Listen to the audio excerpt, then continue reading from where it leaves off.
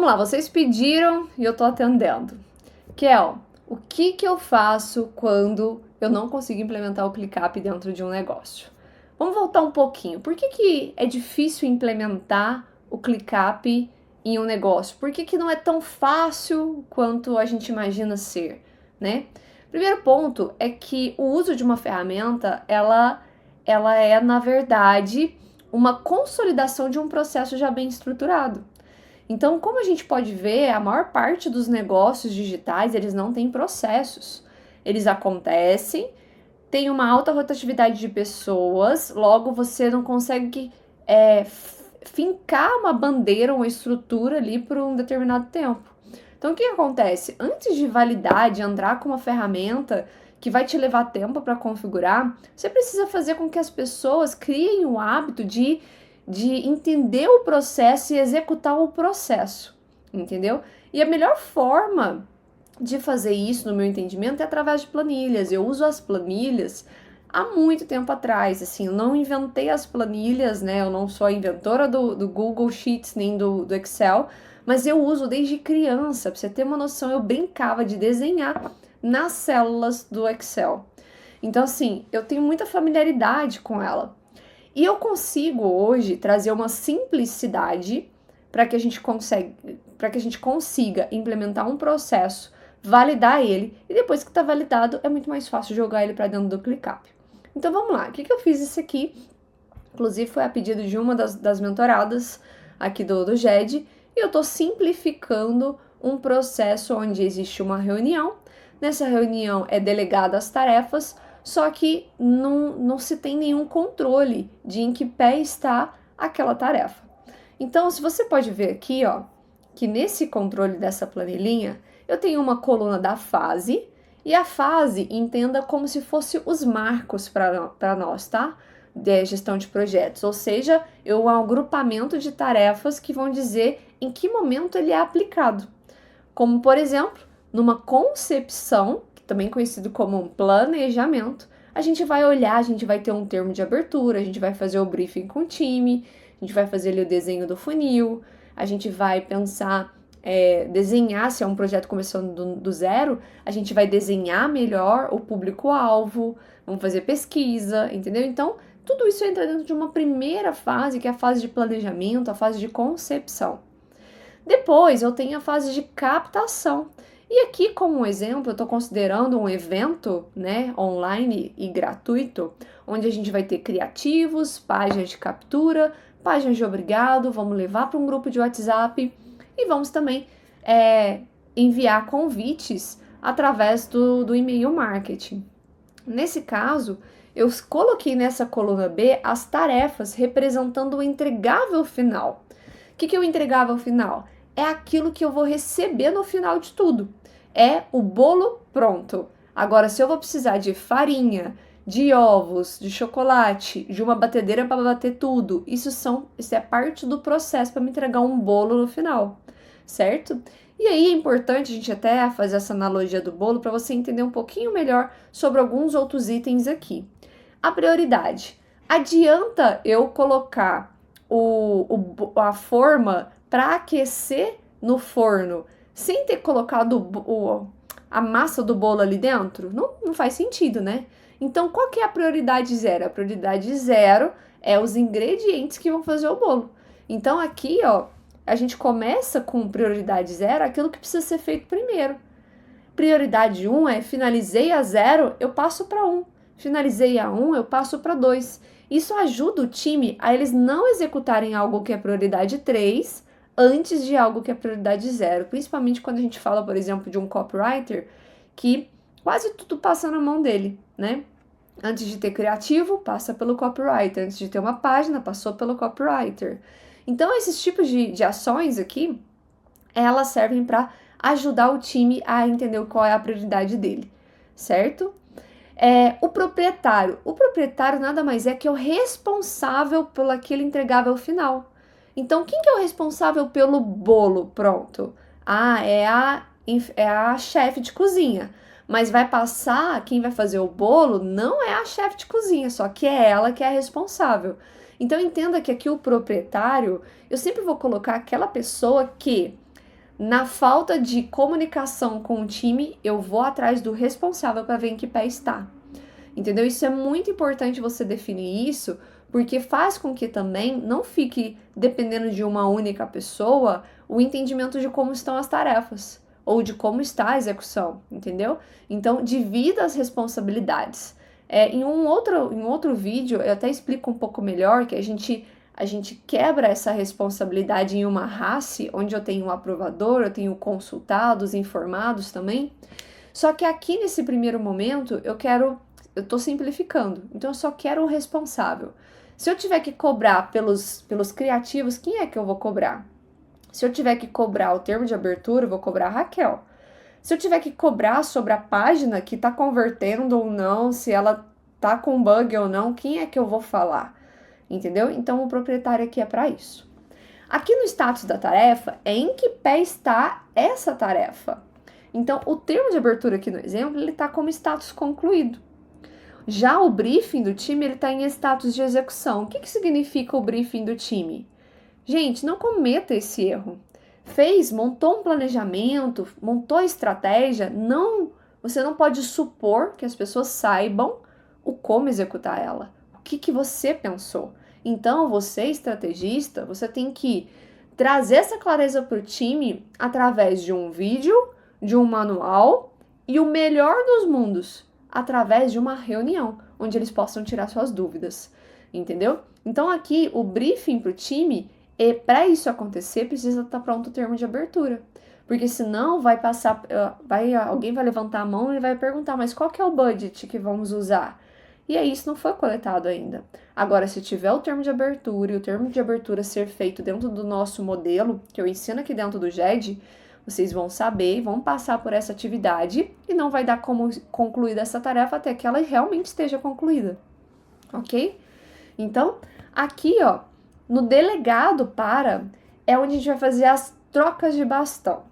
Então, quem me conhece, já assistiu algumas minhas aulas ou tem algum dos meus modelos de template do ClickUp, sabem que eu gosto de trabalhar com o modelo de cascata, onde eu tenho a última tarefa, que é a tarefa mãe, o entregável final, e abaixo dela todo o desenrolar do processo. Vou dar um exemplo muito bom que eu gosto sempre de dar, que é simples, é fácil de enxergar. Para eu ter uma página de captura de um evento, a primeira coisa que eu preciso fazer é a copy. Então, a primeira pessoa que eu vou delegar, ela é ao copywriter, entendeu? Então, o copywriter escreveu a copy. Para quem que ele vai delegar agora? Aí vai depender de como funciona o processo no seu negócio aí. Em processo, vou colocar duas vertentes assim de modo mais amplo.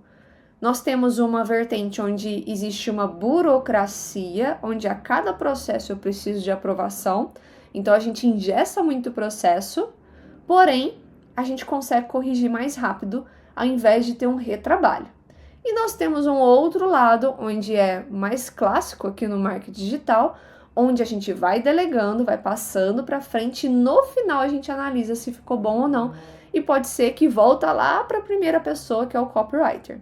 Então, nesse processo, a gente é mais ágil, a gente consegue deslanchar e ter o entregável final mais rápido. Porém, corre-se o risco de ter muito retrabalho. Então, até ter o time muito bem redondinho, sabendo exatamente como trabalhar, qual que é a forma de escrita, como que o especialista gosta da imagem dele na página, enfim, tudo isso, até ter isso tudo redondinho, pode ser que isso vai ter um retrabalho, tá? Então, aqui eu tô simplificando para o processo onde não vai haver essa aprovação para cada etapa, tá? Então, assim, modo marketing digital aqui na veia, tá? Então, o que acontece aqui? Nesse exemplo da página de captura, o que a gente vai fazer? Eu vou colocar, eu como gestora, tá? Depois de planejado tudo que vai ser feito aqui, eu vou colocar essa tarefa como não iniciada e vou delegar ela para o copywriter. Vou vir aqui e vou colocar a data de início. O que é a data de início? É quando eu dei o início a ela, ou seja, eu disse, tá pronto para ser feito, ok? Então, vou colocar uma data hipotética aqui. Vou colocar aqui 1/8/2024. Opa! 1/8/2024. E eu vou colocar a data de término aqui, ela tem que estar condizente com o cronograma que foi feito no termo de abertura, tá?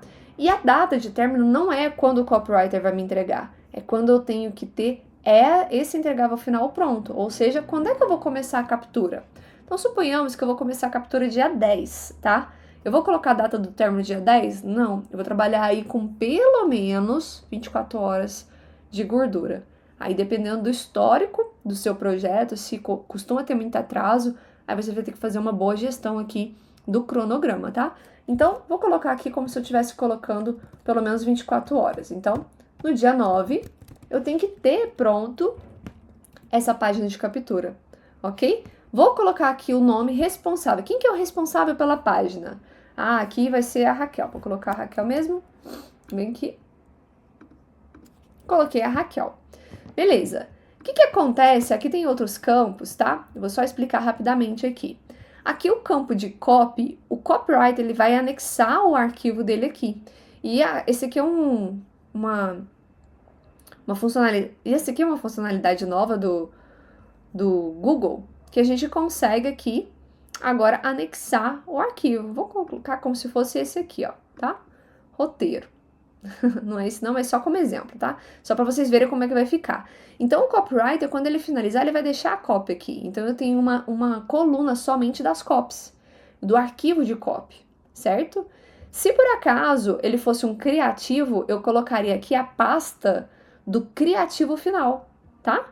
Então, assim, aí você tem que verificar também se você trabalha com remessa ou se você vai colocar a pasta dos criativos mesmo, tá?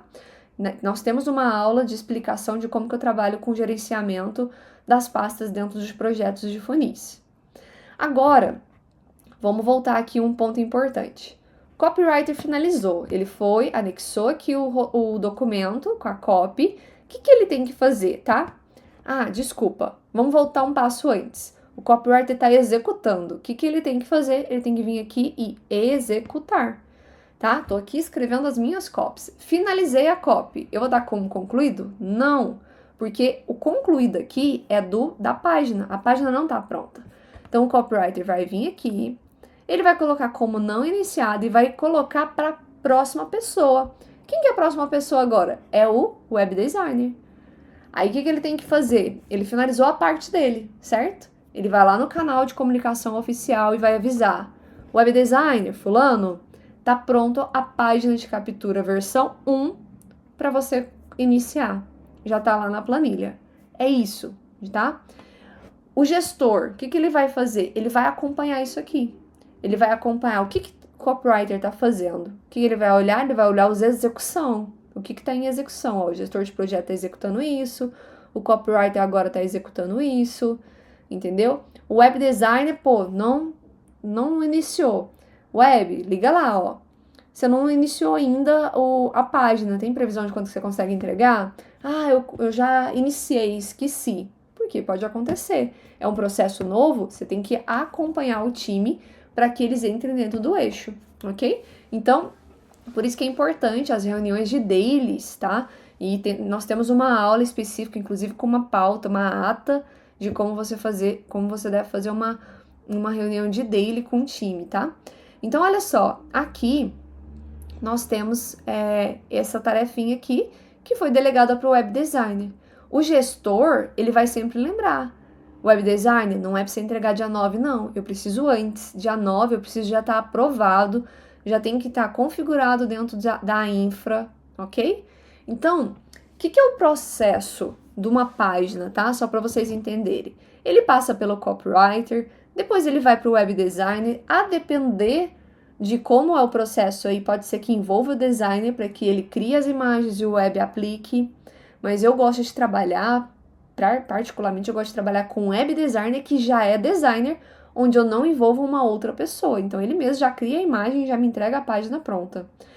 Depois disso tem que passar pelo infra, porque o infra tem que finalizar ali as configurações do formulário de captação e tal. Alguns web designers já fazem isso, então tá vendo como são muitas particularidades? Você precisa entender o processo de como funciona aí. E aí adaptar, ok? Então, você pode deixar como uma nota aqui, ó. Você pode vir aqui, adicionar uma nota de qual que é o fluxo. Por exemplo, copy web designer, copywriter, web designer, infra, estrategista. Ó, infra, GED, para verificar, e o estrategista. Esse aqui seria o fluxo, tá? Por exemplo, dentro do meu negócio é assim que funciona aqui. Então, você precisa entender como é que funciona aí para você. O fluxo aqui no meu negócio é exatamente dessa forma, tá?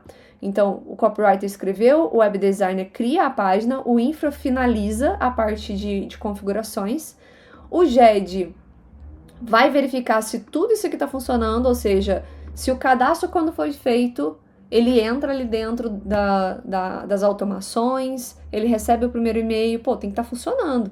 Para mim, uma página concluída é uma página em pleno funcionamento, ok? Para mim não existe esse negócio, tá pronta a página, mas aí eu vou ver, ela não tá, no formulário não tá funcionando, ela não tá recebendo tag, ela não tá caindo na planilha de one for all. Então, assim, para mim, o processo de uma tarefa entregue é exatamente ela em pleno funcionamento, tá? Faz sentido você receber um carro, por exemplo, você acabou de comprar um carro e eles vão te entregar o carro faltando uma lanterna. Ou então, ele te entregou a chave, mas ele não liga. Não faz sentido. Então, o entregável final, ele é realmente funcionando, ok? Então, e aqui seria esse fluxo desse funcionamento, tá bom? Quando tem página, tem uma outra coisa que eu gosto de fazer também. Tem outro arquivo, que é o arquivo do termo de abertura do projeto, e nele eu explico como eu já deixo a central de links em pleno funcionamento. Então, assim, ó, eu particularmente não gosto de deixar para o web designer escolher qual que vai ser o slug da página. Por quê? Eu tenho uma visão de padronização e nem todo mundo tem, então eu já entrego padronizado para ele. Vou dar um exemplo como é que eu entregaria isso aqui, ó. Eu já colocaria aqui, por exemplo, raquelmateus.com.br/. Então, essa é a raiz do meu e-mail, né? Agora, o que vem depois do barra é o que a gente chama de slug, que vai definir de uma página para outra. Então, eu sempre carrego o código do funil, então vamos supor que esse seja o funil F1. Vou colocar aqui, ó, inscrição. Essa aqui vai ser a página org, tá? Org. Ela vai ser V1. Beleza, org V1. Kel, mas eu tenho agora também a org e a ads, né?